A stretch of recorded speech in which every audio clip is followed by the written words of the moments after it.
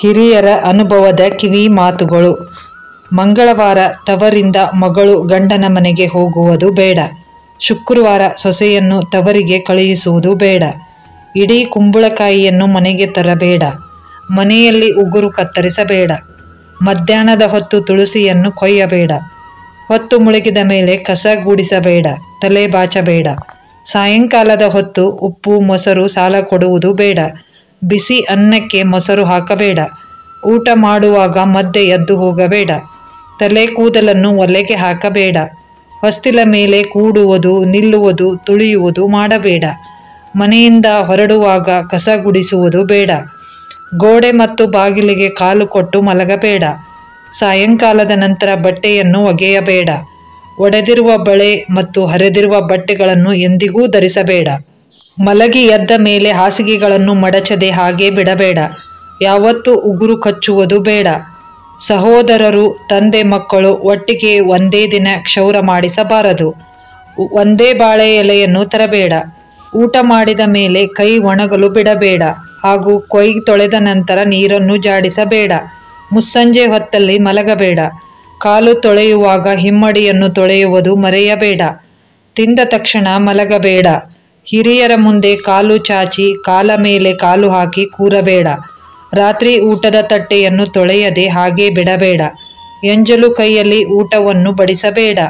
ಅನ್ನ ಸಾರು ಪಲ್ಯ ಮಾಡಿದ ಪಾತ್ರೆಗಳಲ್ಲಿಯೇ ಊಟ ಮಾಡಬೇಡ. ಪಾತ್ರೆಗಳ ಮೇಲೆ ಎಂಜಲು ಕೈಯನ್ನು ತೊಳೆಯಬೇಡ. ಹಸು ಕರು ಪ್ರಾಣಿಗಳಿಗೆ ಹಳಸಿದ ಅನ್ನವನ್ನು ಹಾಕಬೇಡ. ಒಬ್ಬರು ಹಾಕಿಕೊಂಡ ಬಟ್ಟೆಯನ್ನು ಇನ್ನೊಬ್ಬರು ಹಾಕಿಕೊಳ್ಳುವುದು ಬೇಡ. ಮನೆಗೆ ಬಂದ ಮುತ್ತೈದೆಯರಿಗೆ ಅರಿಶಿನ ಕುಂಕುಮ ಕೊಟ್ಟು ಕಳುಹಿಸುವುದನ್ನು ರೂಢಿ ಮಾಡಿಕೊಳ್ಳಿ. ಹರಿದ ತೂತಾದ ಒಳ ಉಡುಪು, ಚಪ್ಪಲಿ, ಶೂ, ಸಾಕ್ಸ್ ಧರಿಸಬೇಡ. ನಿಮಗೆ ಎಷ್ಟೇ ಹಣವಿದ್ದರೂ ಸಾಕಾಗುವುದಿಲ್ಲ. ಅನಾವಶ್ಯಕವಾಗಿ ಹಣ ಖರ್ಚಾಗುತ್ತದೆ. ಮನೆಯ ಒಳಗೆ ಚಪ್ಪಲಿ, ಶೂ ತರಬೇಡ. ಹೊರಗಡೆ ಬಿಡಿ. ಅದು ಕಳೆದರೂ ನಿಮ್ಮ ಕರ್ಮ ಕಳೆಯುತ್ತದೆ. ದೇವಸ್ಥಾನ, ಮಠ, ಮಂದಿರಗಳಿಗೆ ಹೋದಾಗ ಅಕಸ್ಮಾತ್ ಚಪ್ಪಲಿ ಕಳೆದರೆ ಬದಲಾದರೆ ನಿಮ್ಮ ಕರ್ಮ ಕಳೆಯಿತು ಎಂದು ತಿಳಿಯಿರಿ. ಬೇರೆಯವರ ಚಪ್ಪಲಿ ಹಾಕಿಕೊಂಡು ಬಂದರೆ ಬೀದಿಯಲ್ಲಿ ಹೋಗುವ ಮಾರಿಯನ್ನು ಮನೆಗೆ ಕರೆತಂದಂತೆ. ಹಾಲು, ಮೊಸರು, ಹಾಲು, ಅಡಿಗೆ ಎಣ್ಣೆ ಒಟ್ಟಿಗೆ ತರಬೇಡ. ಶನಿವಾರ ಉಪ್ಪು, ಎಣ್ಣೆ ತರಬೇಡ.